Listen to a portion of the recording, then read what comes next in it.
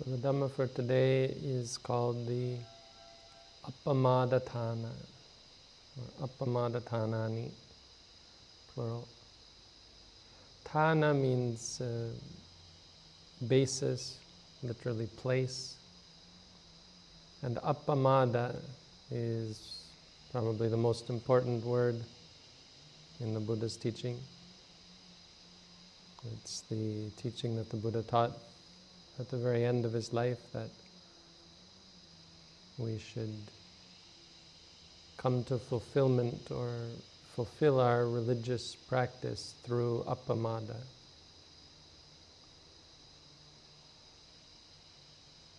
So in a conventional context, Appamada means to be vigilant, to not be negligent. It comes from the root mud. Mud is in regards to being drunk or intoxicated. When you add pa, it gives a little bit of a different meaning, a stronger meaning actually, and I think the idea is, rather than relating to physical intoxication, it's mental intoxication. So physical intoxication is through alcohol or drugs, but mental intoxication refers to states of mind that are unclear, impure, muddled, confused, deluded. So when the Buddha talked about Appamada, he meant it it means it gives the sense of being sober, of being unintoxicated, having a mind that is pure, that is clear, act with a clear mind.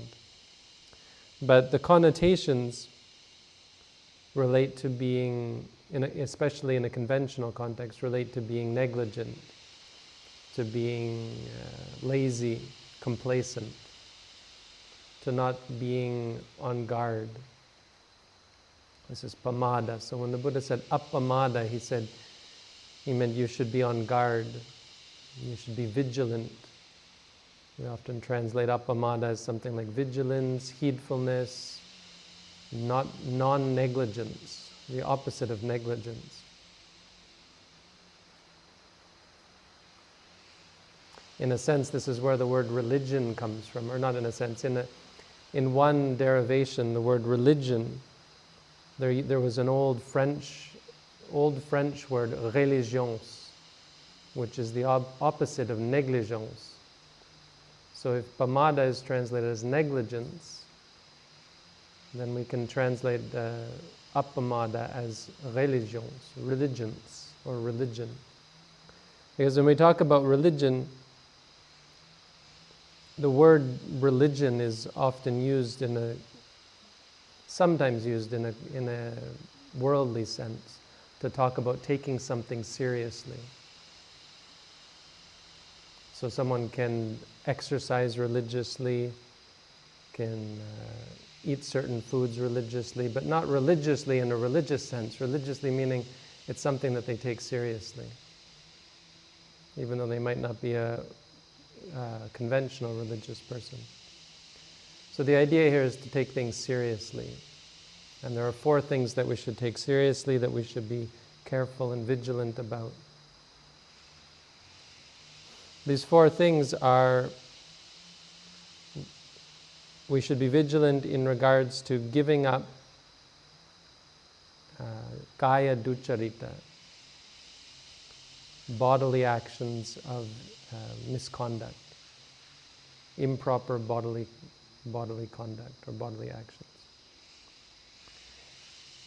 And likewise, we should be vigilant about cultivating wholesome bodily conduct, actions of body. Number 2, verbal acts of misconduct. We should be vigilant in giving them up and preventing them. And likewise, we should be vigilant in cultivating wholesome or right deeds, beneficial deeds of speech. Number 3, mental acts of misconduct. We should be vigilant to give up and to prevent, to to prevent the arising of mental misconduct. And likewise, we should cultivate mental good conduct. And number 4, we should be vigilant about wrong view, that we should give up wrong view and not cling to wrong view, not give rise to wrong view. And likewise, should be vigilant in the cultivation of right view. So each one has two sides. It's a simple teaching, but it provides a framework of right and wrong in 4 parts.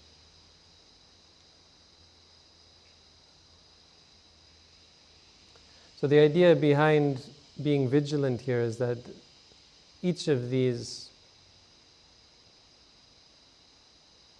has the potential for causing suffering and stress for us and for others, but also has the potential to arise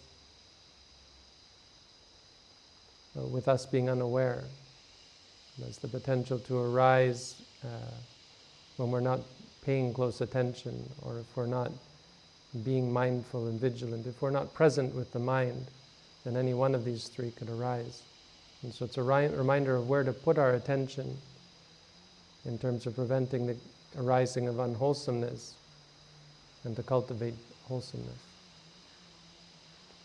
So in regards to the body, for someone who hasn't cultivated mindfulness or the Buddha's teaching, it's very easy for kaya duccarita, bodily misconduct to arise. Killing, stealing, cheating. Even drugs and alcohol can slip by for someone who has determined to not take drugs and alcohol. They can find themselves slipping into taking these things. I've had people talk to me about their inability to stay sober. And so the answer, of course, is they have to stay vigilant. Ordinary people have to stay vigilant. It's easy to kill if you see mosquitoes coming out of habit, and not just out of habit, but out of unwholesome mental qualities. The anger and the aversion, the disregard for the life of the other being can lead one quickly and unconsciously to kill, to steal, to do all sorts of unwholesome deeds with body. For people practicing meditation, it's not such a problem, though new meditators do often find themselves unconsciously engaging in unwholesomeness. Mostly it's more a refined sense of bodily misconduct, acting unthinkingly, moving quickly, moving unmindfully, using the body in a way that is cultivating greed, cultivating anger, cultivating delusion, eating quickly because of the taste, eating unmindfully, for example, walking unmindfully, boom, boom, walking quickly, showering, brushing your teeth, everything that we do can be called kaya duccarita. It wouldn't be given such a harsh name. We wouldn't say you're doing evil deeds with body just because you're walking quickly. But we could still say this is bodily deeds that are spurred on by greed or anger, delusion, walking quickly because you're worried you're going to be late, that sort of thing. So our mindfulness of the body has great purpose in keeping the body, our bodily actions, pure. It's not that the body itself becomes pure. In fact, there is no such thing as bodily misconduct, technically. It's the mind that spurs it on. But by watching the body, as we know from the Visuddhimagga, it reminds us, when you watch the body, you also see the mind. Watching the body, based on the Buddha's teaching, is a great way to understand, and not just understand, but to be vigilant about the mind. So by watching the way we walk, we can see when the mind gives rise to greed, wanting us to walk quickly, anger, delusion. And of course, when it leads us to do more coarsely evil deeds like killing, stealing, and so on. So we should be vigilant. Most importantly, we should be vigilant in regard as through being mindful. Our practice of mindfulness allows us to be vigilant, allows us to be present with all of our actions of body. And the same goes with speech. We might say it's relatively easy to keep the body in check, but speech is one level more difficult. Even a person who's dedicated to practicing meditations can still easily give rise to verbal acts of misconduct. Lying is the most obvious one, though meditators aren't that often guilty of conscious lies. There are other kinds of verbal misconduct, of course. A lot of our speech is spurred on by greed, anger, delusion. Delusion being the deepest, because even useless speech about things that is not meaningful, not helpful, or speech out of arrogance, conceit, delusion, worry, that sort of thing. All of these types of speech are technically improper. In fact, for most people, it's impossible to go a day without some sort of verbal misconduct on a subtle level. The coarse ones we should be concerned with are lying, harsh speech, gossiping speech, and useless speech. These are the 4 types of wrong speech. Mostly we focus on lying. We tell people lying is crossing a line. If a person is lying, they have broken the most very basic precepts of what it means to be a Buddhist. But each and every one of these is based on Appamada, based on a state of mind that is impure, that is deluded. And so even in regards to thinking, it's imperative that we dedicate ourselves to mindfulness. We cultivate mindfulness even in regards to speech. Before we speak, we're mindful of our state of mind. Why are we speaking? The need to speak. And as we speak, we can speak mindfully. We can even be mindful of the physical activity of speech, the movement of our lips. We can feel the feeling of the lips moving. Even the sound of our own voice, we can hear it. And of course, the emotions that are involved. The greed related to speaking, the anger, the worry, the doubt, the arrogance, conceit, any of these things that might arise and spur us to speak in a way that is unwholesome.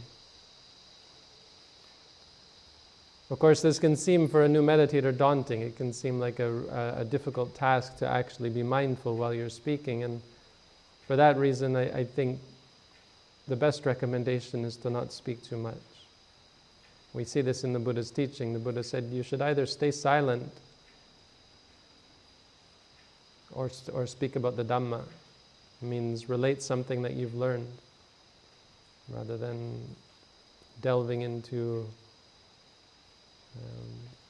useless speech or speculative speech or anything like that. So we're vigilant in regards to our speech, vigilant in regards to our actions, our speech, and finally vigilant in regards to the activity of the mind. Because this is the root of all of the unwholesomeness. So even without speaking, even without acting, we can pay attention to what's happening in our mind. What's the state of our mind, even when we're sitting still, not speaking or acting? Looking at the greed in our minds when it arises, the anger in the mind when it arises. And we're vigilant in regards to the arising of unwholesomeness in the mind. Vigilant when we have lust or desire after something. Vigilant when we have anger, hatred towards someone, or aversion towards something. And vigilant in regards to our arrogance, conceit, worry, any kind of delusion that arises in the mind. What's happening in our mind in the present moment? We can be aware of this.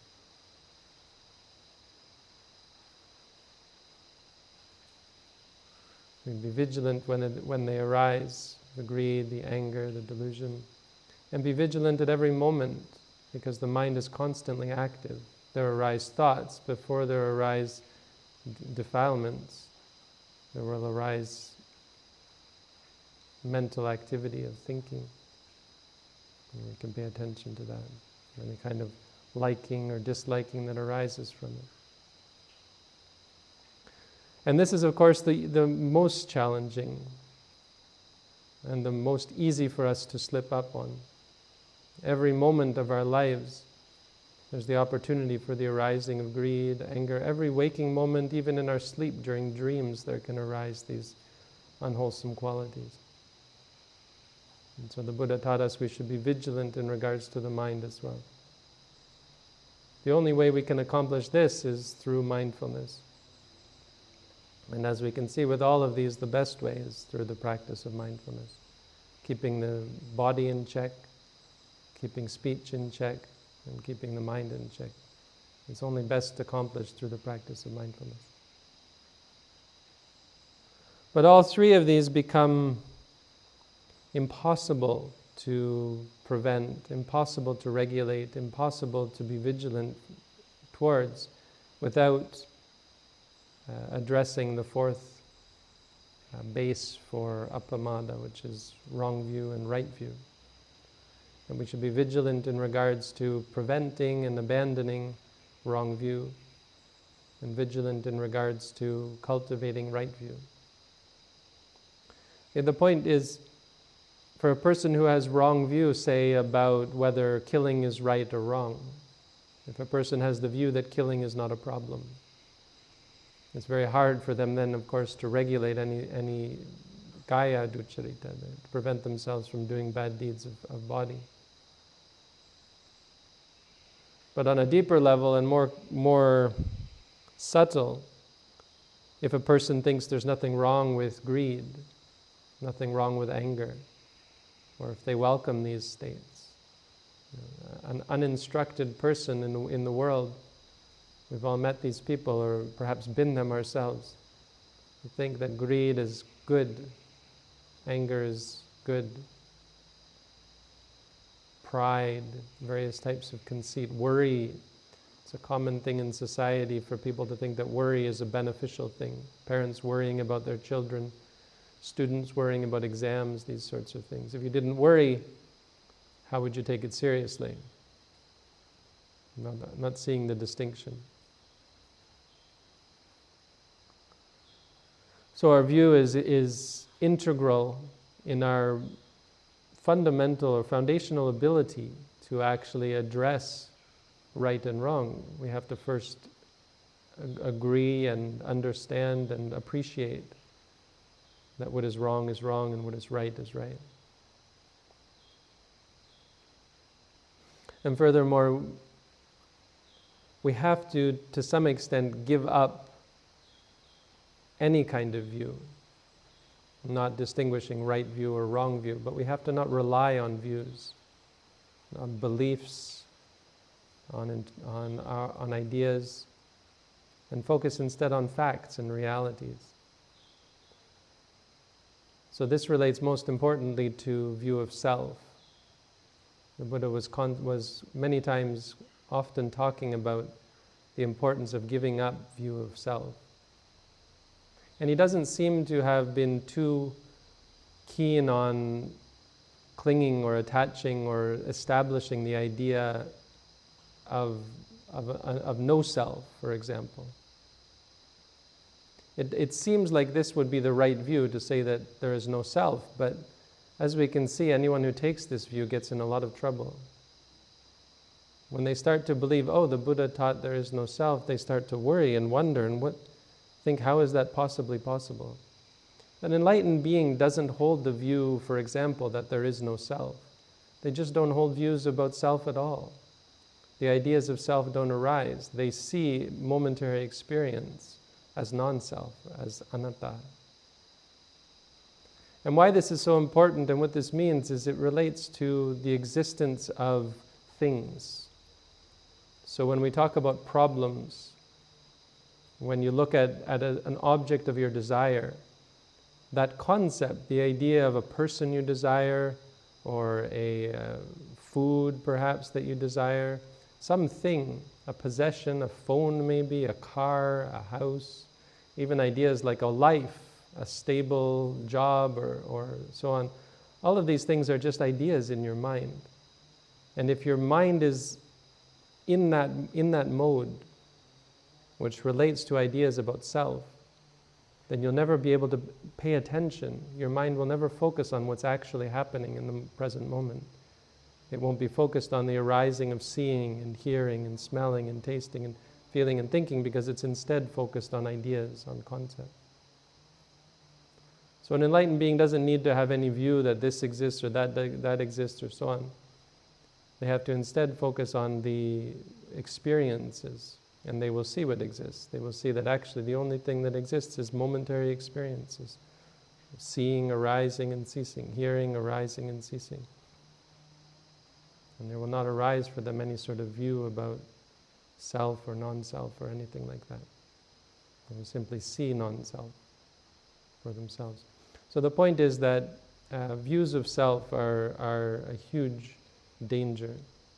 When we get into the idea of believing in this is me, this is mine, this I am, without instruction or without appreciation for the true nature of reality as momentary experiences that are not self,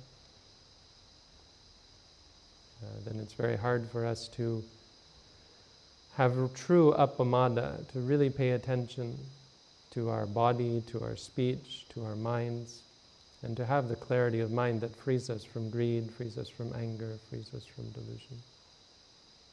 So it's a good framework, first in two parts really. First of all, focusing on the three types of ducharita, misconduct. And it's a reminder that we have to, throughout our day, constantly be paying attention to the things that we do. Pay attention to the things that we say, and if we've said, to correct ourselves in the future, to have better behavior so that we don't speak in a way, and so on. And most importantly, the mind. We notice how we've given rise to greed or anger or delusion, and we work to change that, to change our habits and to cultivate purity of mind. And the other part, we pay attention to views. We try and notice when we are clinging to a view, we're using a view to inform our behavior rather than simply learning from our experience and paying attention to ultimate reality, to the actual reality that's presenting itself in front of us. Anytime you rely on a view or a belief, it will distort or color your observation of your experiences. So part of this can be done through study. When we study and we learn the Buddha's teaching, then we're able to change our views. And part of it has to be done through actual practice. When we pay attention to reality, we'll see that it's actually quite simple. And a lot of the frameworks that we thought were in existence actually aren't in existence. And all that really exists is seeing, hearing, smelling, tasting, feeling, thinking. And then we'll have what you might call right view. We'll see what is suffering, what is the cause of suffering, what is the cessation of suffering, and what is the path that leads to the cessation of suffering.